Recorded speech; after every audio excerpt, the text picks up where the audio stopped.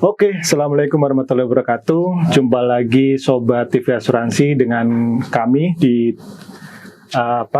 TV Asuransi ya, di channel YouTube TV Asuransi.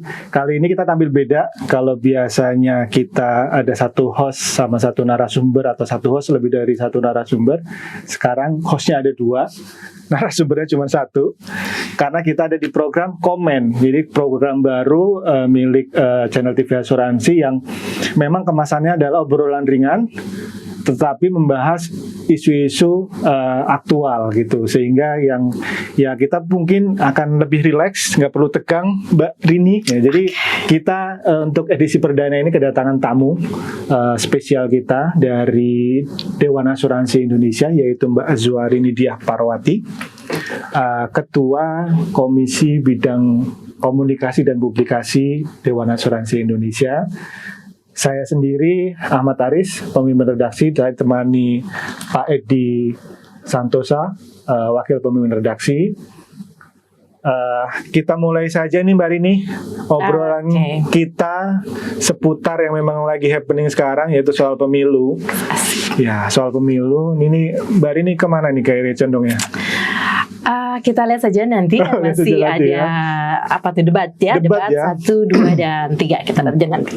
Oke, mungkin ini saya membuka dulu ya pertanyaan, atau memancing pertanyaan dulu Mbak Rini. Jadi kalau bicara asuransi itu kan sebenarnya isu penting ya. Iya. Tapi kalau kita lihat dari yang kampanye awal, kan kampanye udah dimulai, tapi kok kita kayaknya belum mendengar kata-kata asuransi yang keluar dari semua kandidat, ya kan, belum gitu. Nah ini Mbak Rini selaku pelaku industri asuransi dan juga di asosiasi juga, ini bagaimana melihat atau memandang kenapa kok isu asuransi bukan isu yang populis untuk kemudian ditawarkan. Padahal kalau bicara peran asuransi itu kan penting. Mungkin orang awam taunya hanya BPJS ya, padahal basic dari BPJS itu kan asuransi. Betul. Ini gimana Mbak Rini? Betul. Menyapa dulu dong pemirsa. Siap. Thank you Mas Aris. Ada PAID juga di sini. Jadi suatu kehormatan buat saya bisa hadir di acara perdana kali ini ya. Oke, kemudian kalau tadi menyambung pertanyaan dari Mas Aris, sebenarnya asuransi itu merupakan salah satu topang perekonomian Indonesia. Tidak terlihat karena jumlahnya masih sangat kecil dibanding yang lain. Makanya inklusi kita masih rendah, beda dengan perbankan. Itu yang harusnya menjadi sasaran penting buat capres dan cawapres. Sebenarnya ini momen paling penting gitu. Tahun politik menjadi momentum untuk membangkitkan kampanye nasional terhadap bangkitnya industri asuransi. Ditambah lagi kan banyak sekali sekarang dapat terdengar yang tidak bayar ini, tidak bayar itu, menurunnya kepercayaan masyarakat. Mungkin itu yang menjadi kurang menarik untuk diangkat sebagai visi misi dari capres dan cawapres. Cuman harusnya itu diangkat. Nah, posisinya kita nunggu mereka ngangkat atau kita ngasih fit untuk mereka? Sepanjang pengetahuan saya, Ketua Bawaslu sudah minta adanya asuransi untuk para kalau saya pada pengurus ya, benar kan ya, sudah minta kayak gitu kan, dan itu sebenarnya sudah ada jaminannya kan. Cuman yang harus diperhatikan bahwa itu sebenarnya lebih besar dari itu. Mengingat bahwa negara kita adalah kepulauan. Ya, jadi kemudian dilihat lagi juga bahwa kita lihat bagaimana kepulauan ini rawan dengan bencana. Ada 10 rawan bencana di Indonesia, gempa bumi, tsunami, banjir yang kerap kali terjadi. Kalau itu terjadi, sebenarnya itu artinya bisa merusak atau merubah tatanan ekonomi. Contoh, waktu COVID, menerka habis kan, nggak ada persiapan apa-apa, digital diakselerasi supaya lebih cepat naik. Asuransi kesehatan ternyata menjadi sangat dibutuhkan. Betul. Kemudian ketika gempa, tidak ada yang prepare tuh. Gempa, ya kan? Dan itu yang harusnya menjadi satu bagian dari visi misi bagaimana supaya pihak pemerintah mementingkan bahwa asuransi itu menjadi penopang dari perindustrian Indonesia sebenarnya. Jadi kalau nggak ada asuransi bisa juga hancur, entah kan? ketika para capres dengan timnya ada macam-macam kan masing-masing punya tim ya, itu masih belum mengadres asuransi. Apakah industri ini melalui asosiasi tidak ambil peran untuk kasih feeding informasi ke mereka supaya mereka ini masih ada waktu loh, masih 1,5 bulan lah untuk mereka bisa kemudian mengadres isu asuransi dalam kampanye mereka. Ada kemungkinan seperti itu nggak? Atau kita hanya nunggu? Sebenarnya ini tugasnya media ya untuk kalau asosiasi saya rasa banyak pemangku kepentingan yang harus bisa tetap netral dalam hal itu. Nah ini sebenarnya fungsinya media di sini, fungsinya media asuransi, podcast dan media-media lainnya. Kemudian jangan dilupakan juga bahwa dalam satu peta jalan penguatan dan pengembangan asuransian periode 2023-2027 ada asuransi wajib. Ya. Nah itu harus kita kembangkan, artinya harus dijadikan, jangan sampai asuransi wajib itu tidak jalan. Nah, itu sebenarnya bisa dikampanyekan kayak gitu.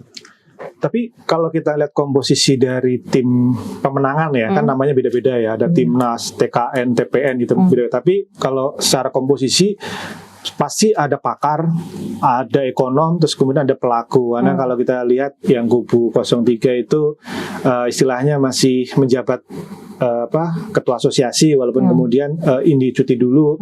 Nah yang sebelumnya mantannya gitu. Nah yang sebelumnya memang, tapi kan di luar itu ada tim-tim gitulah, tim-tim yang mungkin mereka juga tahu juga ya tentang pentingnya asuransi gitu. Apalagi kalau bicara bencana, kita sudah terbiasa mendengarkan misalkan ada bencana ini, akhirnya pemerintah ngeluarin anggaran yang di luar yang dianggap. Nah kemudian untuk recovery-nya pun menjadi tertunda-tunda karena tidak ada persiapan yang matang. Nah harusnya kan sebenarnya ini kan isu yang populis ya sebenarnya, karena kan menyangkut derajat hidup orang banyak. Iya, ini gimana nih kok rasanya kayak terlupakan dan malah mungkin banyak bicara lebih kalau seolah-olah tuh ekonomi itu urusan soal perut gitu. Iya, padahal nggak melulu tentang itu ya. Iya, karena kalau perut kenyang nggak punya rumah karena banjir bagaimana tuh? Masuk angin. Iya, tuh. Oke, saya izin nyontek ya. Ada data di sini yang saya bawa. Sebentar.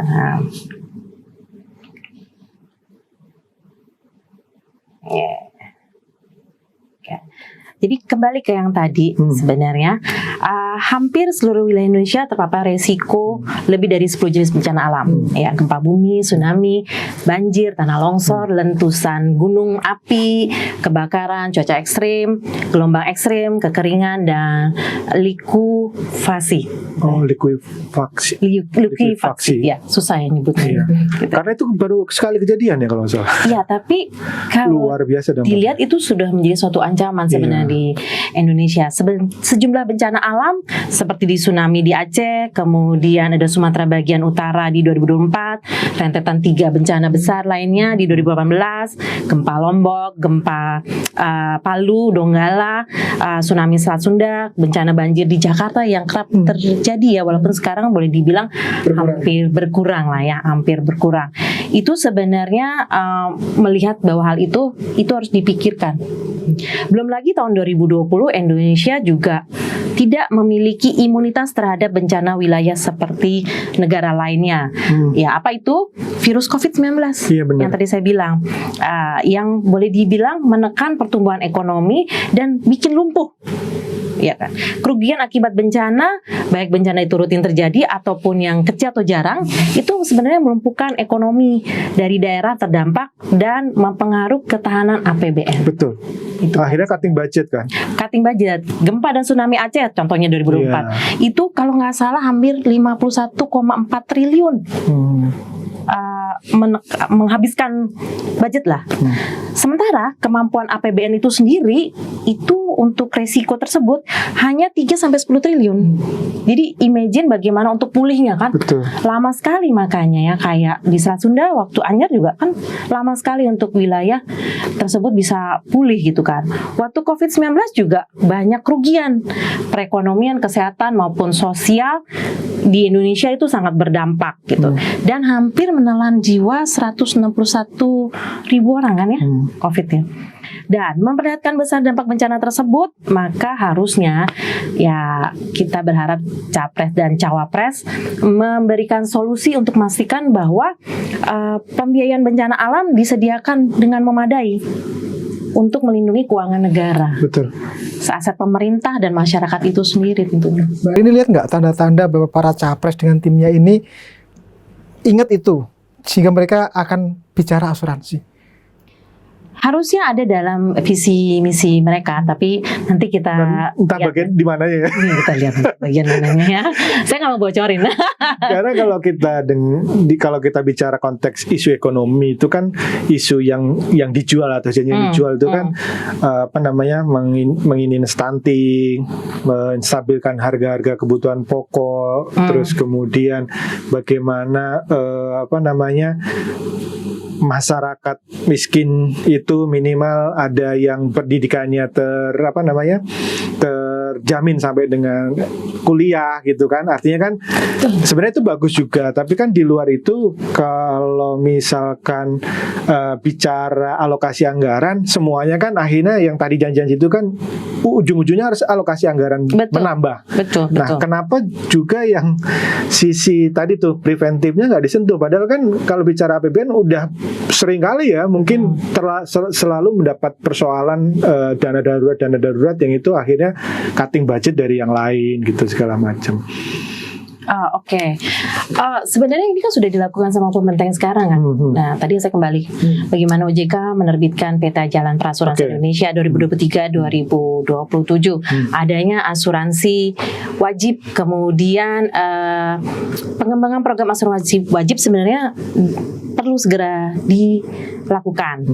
Tapi nunggu BP kan? Ya, jadi dia sebenarnya gini, pemerintah tuh perlu segera mewujudkan program wajib ini menjadi amanat undang-undang 40 2014 Perasuransian. tentang perasuransian.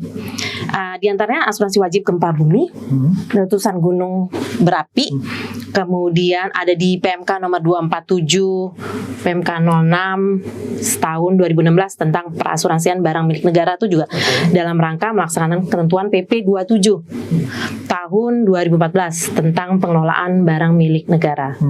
Barang di mana telah mengatur kriteria barang milik negara seperti apa yang dapat diasuransikan dan berada di daerah rawan bencana mana yang punya dampak besar terhadap prasarana umum yang rusak atau hilang terhadap hal tersebut.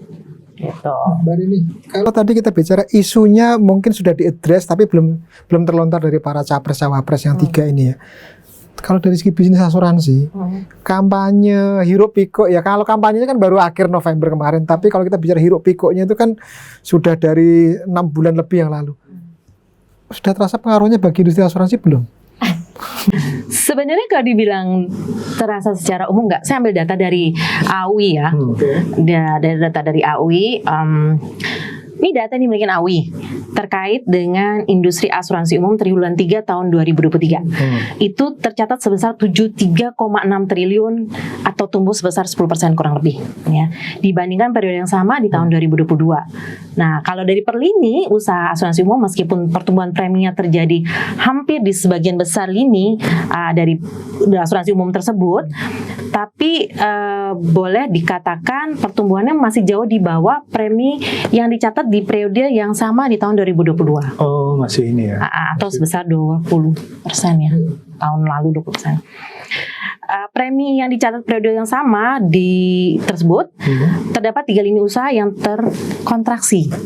Nah, yaitu asuransi harta benda dia minus 9,3%, kemudian asuransi satelit 84,3% minusnya ya, dan asuransi energi offshore itu minusnya 4,3%. Jadi sebenarnya belum dikatakan bisa berdampak signifikan terhadap pemilu ini, walaupun secara resiko sebenarnya mulai terasa. Buktinya kan orang sudah mulai ngumpul-ngumpul. Iya benar. Kemudian banyak ya orang udah mulai para capres mobilisasi massa gitu ya. Mobilisasi massa, bikin kampanye barang-barang merchandise kampanye. Iya betul. Kan ada paslon tuh yang sudah mengumumkan kemarin kan sudah resmi menjual merchandise. Itu sebenarnya harusnya ada untungnya buat insurance karena ada asuransi pengangkutan logistik ya, pengiriman. Betul. Kan dampak atau pengaruh itu ada dua nih, positif sama negatif. Betul. Kalau positifnya belum kelihatan, negatif udah kelihatan nggak? Artinya di industri sudah mulai terasa ada perlambatan atau enggak? Potensi misalkan. Oh oke, definitely itu pasti akan jadi wait and see. Karena insurance mau berpengaruh terhadap perekonomian itu sendiri. Karena why? Karena di Indonesia asuransi bukan menjadi suatu kewajiban bagi masyarakat, bener nggak? Makanya itu sebabnya asuransi wajib harus segera di launching. Ya, orang kadang-kadang lebih sayang sama harta benda ketimbang dirinya sendiri. Betul ya, atau mungkin lebih percaya sama Tuhan lah. Kita tinggalin aja. Gimana nasib Tuhannya, kasih Tuhan gitu. Bismillah aja ya. Bismillah aja, Bismillah jadi udah gitu kan. Bukan self insurance, God insurance. Loh, itu terbuktikan dengan inklusi Preminya dengan berdoa. Iya. Jadi literasi tinggi, inklusinya rendah. Iya, betul. Ini kebalikan sama perbankan ya. Iya, betul. Nah, kebutuhannya karena beda. Iya. Nah, kalau di asuransi jiwa dapat info nggak? Terpengaruh nggak nih? Kebetulan saya belum ngolek lebih banyak mengenai asuransi jiwa. Saya kolek lebih ke asuransi umumnya. Nah, itu karena kalau dilihat secara pertumbuhan tadi yang seperti saya sampaikan gitu loh. Kedua, yang kita harus perhatikan ada resiko yang mungkin akan meningkat. Ya, resiko harus meningkat. Kalau belajar 5 tahun yang lalu, 10 tahun yang lalu, kan ini pemilu itu kan periodenya 5 tahunan gitu kan, berulang-ulangnya. Ini selalu terjadi nggak ya? Maksudnya kecenderungan bisnis wait and see sampai ada terpilihlah satu presiden yang final gitu ya. Artinya kan kita nggak tahu nih pemilu Februari nanti itu kan 1 periode atau 2 periode kan. Kalau 2 periode kan berarti akan ada beberapa bulan lagi. Sampai kemudian KPU menetapkan itu mungkin taruhlah pertengahan tahun. Nah, apakah sampai sejauh itu kemudian seluruh bisnis menunggu dan asuransi akhirnya terdampak gitu? Kalau general kan biasanya kan ada kaitan dengan bisnis real kan. Iya kan, misalkan properti atau konstruksi. Itu kan artinya pemain-pemain atau investor di sana itu biasanya kan ketika memang ada pergolakan politik atau hajatan politik biasanya lebih menunggu. Nah, ini impact-nya juga kan ke asuransi berarti mau nggak mau. Iya, pasti berimpact. Karena kurva Indonesia kan sekarang kayak naik jadi nyebut merek deh. Kurva gitu ya, naik dia turun terus dia bisa naik lagi dengan cepat. Walaupun ada data yang mengatakan semenjak pandemi adalah kurva tidak lagi seperti kurva V gitu, tapi kurvanya kayak bentuk K.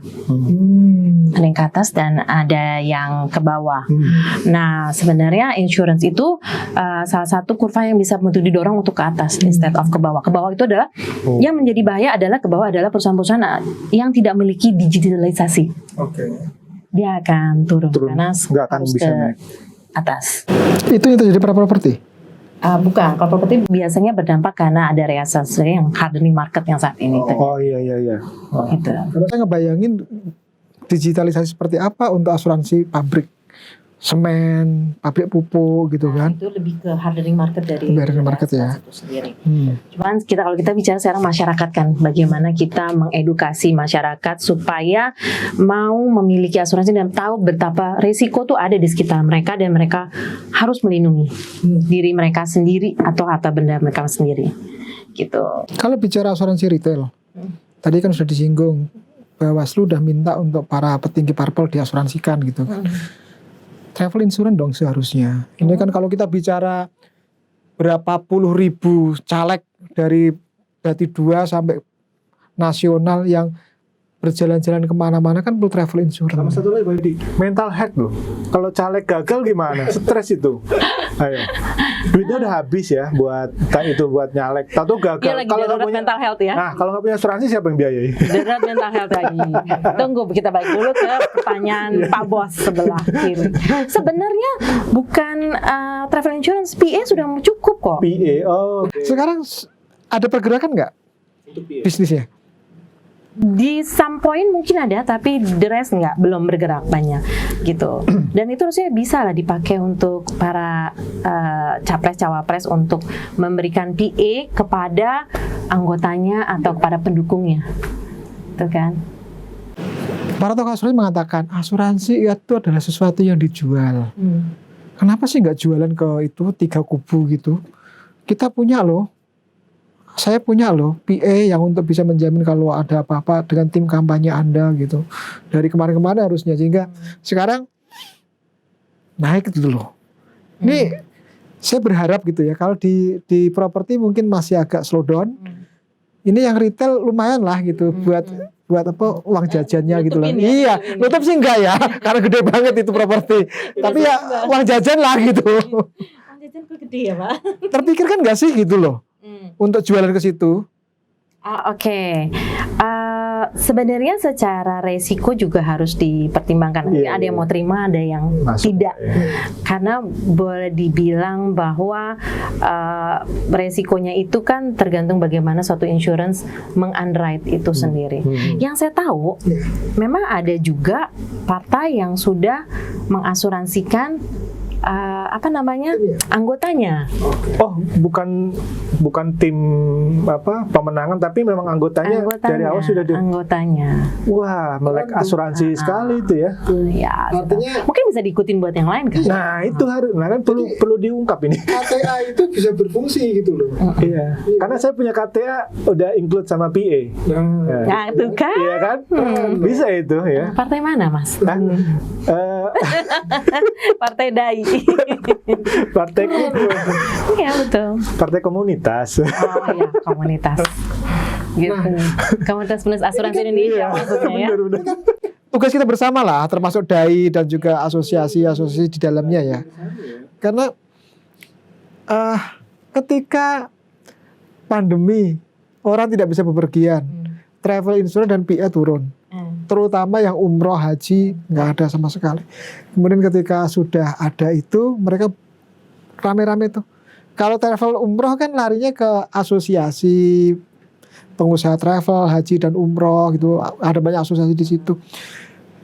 Nah, kenapa ya kalau ini orang-orang pada bepergian dengan risiko naik motor, naik mobil, pesawat, kereta, bis dan sebagainya ini, ya 5 tahun sekali asuransi dapat durian runtuh gitu loh. Atau 5 tahun lagi kita lakukan itu? Jangan, harus dari sekarang. Nah, masih ada waktu kan? Ya, makanya itu perlunya literasi dan edukasi kita ke semua masyarakat. Bahwa kalau kita pergi, jangan mikirin kita yang pergi, tapi kan ada keluarga yang ditinggalkan. Betul. Ada tanggung jawab yang masih kita tinggalkan. Betul.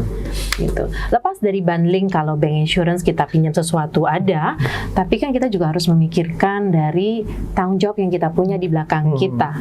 Nah, itu harus diedukasi sebenarnya. Tadi balik ke yang tadi Pak Edi, sebenarnya itu tadi saya bilang kadang-kadang orang Indonesia lebih takut. Ya, bukan lebih takut, apa? Bismillah ya. Bismillah. Pasrah, tawakal. What could happen sih kalau cuman 2 meter ke situ gitu kan? Cuman pulang pergi biasanya juga oke, nggak apa-apa. Itu sebenarnya bisa juga di cover kalau mau, kalau kita naik kendaraan online gitu ya, itu mereka bisa cover tuh, itu kan penumpangnya. Karena udah embed ya kalau embed, betul. Embed penyedia transportasi biasanya perusahaan. Iya, orang suka menyangka gitu. Tapi kan kadang-kadang tidak dicantumkan di kendaraan online itu bahwa Anda di cover oleh siapa, kan enggak. Gitu. Jadi kalau terjadi apa-apa belum tentu juga masyarakat tahu. Jadi kalau memanfaatkan momentum pemilu ini, industri harus mendekati kemana nih? Ke partainya atau langsung ke tim pemenangan masing-masing capres itu, supaya dapat inilah ceperan bisnis gitu loh. Sekaligus untuk itu nitip isu edukasi literasi kan? Iya. Mumpung nih gitu kan. Iya. Sebenarnya edukasi literasi paling penting yang sekarang ini. Iya benar. Yang ini dan kita berharap sebenarnya dari visi misi capres dan cawapres ada ya kita berharap bisa untuk mengutamakan asuransi lah. Jadi masyarakat lebih aware terhadap asuransi, lebih aware bahwa mereka butuh perlindungan karena namanya risiko kita nggak tahu kapan itu terjadi. Tadi bicara tadi dekat kemana, sebenarnya pintar-pintaran dari perusahaan asuransi itu sendiri, saya nggak tahu maksudnya kan appetite-nya masing-masing ya Pak Edi ya. Bergantung kembali kepada si perusahaan asuransi, appetite-nya kemana dia. Tapi menarik, kemarin saya dalam perjalanan pulang itu ada alat peraga ya, kampanye gitu. Nah, materinya itu yang menarik. Apa tuh? Jadi ketika partai ini menang, BPJS gratis. Oh ya. ya kan? Nah, pasti langsung nyambung kemana. Kita nggak mau sebut ya, takut dikira nanti kita mengendorse gitu. tapi maksud saya ada memang sudah tadi tuh awareness dari caleg, kalau nggak salah DPRD ya, caleg. Tapi pertanyaan saya, kalau BPJS gratis, mekanismenya bagaimana? Iya, betul. Karena selama ini ya memang ada yang gratis, ada yang bayar. Nah, yang dimaksud BPJS gratis itu bagaimana? Apakah yang selama ini bayar terus digratiskan atau bagaimana? Tapi saya nggak nanya itu. Yang ingin saya tanyakan, kok sekarang mindset di masyarakat taunya BPJS ya, bukan asuransi. Padahal kan itu sejatinya itu BPJS itu kan hanya brand. Ini gimana nih untuk meliterate bagaimana sebenarnya BPJS itu asuransi loh gitu. Karena itu dia tadi, BPJS kan lebih bersifat mewajibkan, benar nggak? Iya, wajib.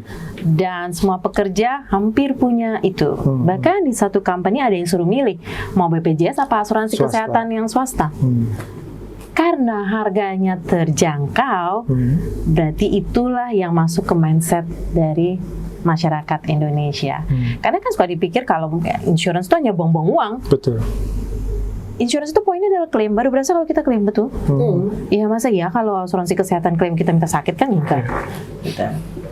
Jadi kalau mau merubah mindset sebenarnya kembali lagi dari bagaimana kita, saya selalu bilang nih, mengedukasi, meliterasi masyarakat tentang pentingnya insurance yang sesuai dengan kebutuhan mereka, dan tolong itu digolongkan atau dibagi-bagi berdasarkan segmen dari masyarakat itu sendiri. Nah, kita nggak bisa juga nawarin yang mahal kepada segmen kelas yang mana itu. Nggak bisa juga kita harus seperti itu. Jadi harus sesuai dengan segmennya. Itu kalau menurut saya sih. Oke. Satu lagi, masih kaitan dengan janji. Kalau tadi janji ada salah satu partai. Nyindir ya? Enggak nih, ini ada apa? Kebijakan pengalihan ibu kota yang kemudian menjadi diskusi bahwa ini akan lanjut atau enggak. Dua kandidat menyatakan melanjutkan, yang satu enggak. Nah, pertanyaan saya kan, ketika ada satu proyek, kita bicara bisnis nih, ya kan, proyek gitu kan, pembangunan sebuah infrastruktur atau kota baru, itu kan pasti akan ada backup asuransinya, ya kan, atau reasuransinya. Nah, ini gimana nih? Mungkin di industri udah ada bisik-bisik, waduh kalau IKN nggak jadi ini gimana? Padahal itu prospek bisnis nih. Nah, ini gimana nih? Mungkin bisa share, ada cerita-cerita nggak dari industri asuransi ngomongin, wah ini harus IKN, harus itu atau gimana gitu? Sebelum ke situ, sebenarnya tahu nggak sih kenapa yang dipilih Kalimantan? Iya, karena Gempanya zero. iya. Itu dulu, karena kalau misalnya ibu kotanya sendiri hancur, bagaimana perekonomian bisa jalan? Betul. Makanya mungkin selain dari pemerataan ekonomi di luar Pulau Jawa, saya pikir sih sebenarnya untuk pemindahan kepada IKN itu di daerah Kalimantan itu adalah sesuatu yang pas. Ini opini pribadi ya, melihat dari kepulauan itu sendiri boleh dibilang mostly jarang bencana alam, jarang bencana. karena mungkin tidak banyak gunung di sana gitu kan. Sehingga diharapkan dengan seperti itu pemerintahan bisa berjalan dengan baik, tidak ada gangguan yang menghentikan atau menstop itu, kecuali kalau ada wabah lagi di COVID-19 amit-amit ya. Iya, itu mah nggak pengaruh dia di mana. Ya. Tapi sedikit juga kan waktu COVID-19 di Kalimantan itu kan. Oh iya. Ya, karena mobilitasnya kan nggak banyak. Iya. Betul nggak? Betul. Gitu. Nah, kalau memang mau ada pemerataan secara ekonomi, harusnya itu tetap berjalan. Sehingga yang ada di, sebagaimana di peta jalan perasuransian juga, itu diharapkan sebenarnya di tahun-tahun ke depan itu tidak terfokus di daerah Jawa, tapi di luar Jawa. Nah, inilah. Iya, betul. Saatnya salah satu wacana atau salah satu tempat untuk memperbesar industri perasuransian, tidak cuma di daerah Jawa tapi di luar Jawa. Proyeknya, bisnisnya gede nggak sih bagi asuransi? Harusnya besar, kan harus banyak konsorsium juga. Berapa ratus triliun itu total yang dibutuhkan? Iya, tapi masa ya gara-gara hardening market itu nggak bisa ditutup dari proyek IKN untuk asuransinya? Harusnya itu nanti bisa dibicarakan nantilah gitu. Mungkin kan ini sekarang semua masih wait and see dan melihat bagaimana perkembangannya.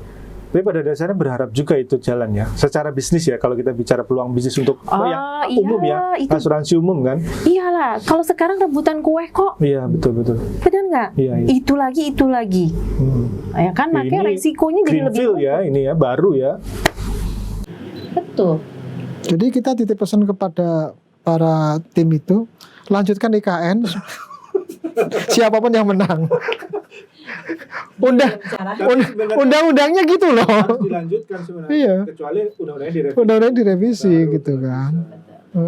Mbak ini terakhir deh dari saya. Jadi gimana nih, kita mau nitip pesan ke para TKN dan capres-cawapresnya atau kita nunggu mereka yang mudah-mudahan sudah punya keberpihakan ke asuransi?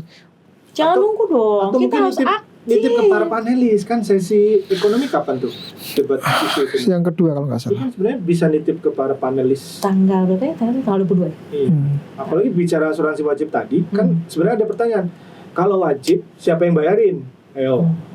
Kalau konsepnya kayak BPJS misalkan, ada yang mungkin masyarakat miskin gitu ditalangin pemerintah, selebihnya bayar sendiri. Tapi kalau kan belum jelas nih konsepnya atau bagaimana gitu. Kalau wajib dan harus bayar sendiri, tentu kan itu nanti akan menjadi apa ya, resistensi juga kan pasti buat masyarakat. Orang suruh BPJS saja masih banyak yang belum mau nih gitu. Apalagi ditambah lagi ya secara premi yang mungkin gitu. Salah satu lagi nih, perilaku konsumennya orang Indonesia kadang harus dipaksa. Bener nggak? Harus dipaksa ya. Kalau nggak dipaksa, nggak jadi suatu kebutuhan atau tidak dibeli.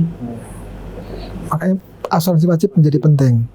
Yang bayarin Itu pasti nanti ada mekanisme. Ada mekanisme. Nggak boleh dibocorin kan? Atau biar nanti OJK-nya belum keluar ya. PP-nya belum keluar, Pak. PP-nya belum keluar. ada di sini. Ya nanti lah mungkin di sesi-sesi Kita berikutnya simpan buat teman-teman ngobrol nanti ya. Betul. Kalau udah mau berbentuk mau keluar kita Iya. bahas dulu nih, kita spill dulu ya. Sekali ada nih PP-nya sudah ada di sini nih. Oke. Nanti boleh lah. Oke. Oke Mbak Rini, Iya. terima kasih banyak nih waktunya. Mungkin sebelum closing ada yang mau disampaikan dari Mbak Rini, mungkin statement terakhir. Oke, buat para pemirsa yang mendengarkan YouTube ini dan melihat YouTube ini, percaya deh, insurance itu perlu, asuransi itu perlu. Carilah asuransi yang sesuai kebutuhan Anda, karena bagaimanapun juga kalau Anda membeli asuransi membangun perekonomian Indonesia secara tidak langsung. Dan yang jelas melindungi diri Anda dan masyarakat atau yang Anda punya tanggung jawab terhadap kehidupan sehari-harinya terhadap mereka. Jadi beli asuransi entah dimanapun itu menurut Anda adalah yang paling pas buat Anda. Pahami Dan miliki. Oh, tagline Asuransi. insurance baru ya, pahami dan miliki. Saya lupa sebagai orang Gitu. Pahami dan miliki, betul. Oke. Pahami lalu miliki, penting. Jadi biar clear ya, Iya. asuransi itu memang manfaatnya sangat penting sekali. Betul. Mungkin para capres, cawapres atau tim ses silahkan nanti diramu lagi nih kalau belum masuk unsur-unsur asuransi bisa ditonjolkan ya. Karena itu menurut kita itu sangat populis, harusnya populis ya, karena ya kalau kita lihat kasus orang berobat di rumah sakit itu kan banyak yang pakai BPJS. Nah, bagaimana ini nanti para calon pemimpin ke depan itu bisa memberikan jaminan tidak hanya secara kesehatan, mungkin dari sisi perlindungan kerugian bencana ya, karena Betul, kita itu juga harus tuh. wilayah yang sangat rawan gitu. Betul. Baik, karena keterbatasan waktu harus kita akhiri program komen kita kali ini. Kita akan jumpa lagi di episode-episode mendatang, tentunya dengan tema yang lebih menarik, narasumber yang mungkin bisa jadi Mbak Rini lagi, yang pasti kita nanti akan hadir kembali. Sekian, terima kasih, semoga bermanfaat. Wassalamualaikum warahmatullahi wabarakatuh. Terima kasih Mbak Rini. Thank you Mas Sama-sama. Aris, thank you Pak Edi, Terima kasih, Pak Edi. sama-sama. Oke.